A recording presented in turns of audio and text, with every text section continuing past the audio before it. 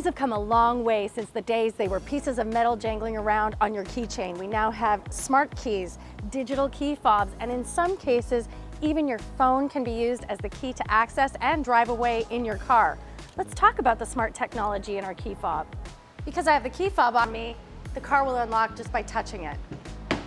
There's so many things the modern digital smart key can do for you. Just like I just showed you, you can walk right up to your car and it'll unlock for you, walk away and it locks for you on some cars. And not only that, we've got buttons on our key fobs that can open the trunk, in some cases remote start, of course lock and unlock, and then there's usually a panic button too, which can be used to find your car in a parking lot or of course in the case of an emergency. And with the Lincoln app, I can start the car remotely.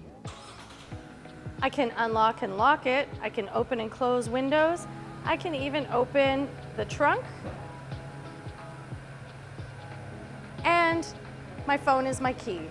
You might be wondering what happens if my phone dies. Well, they've thought of that too. Some cars like this Corsair have a code on the door.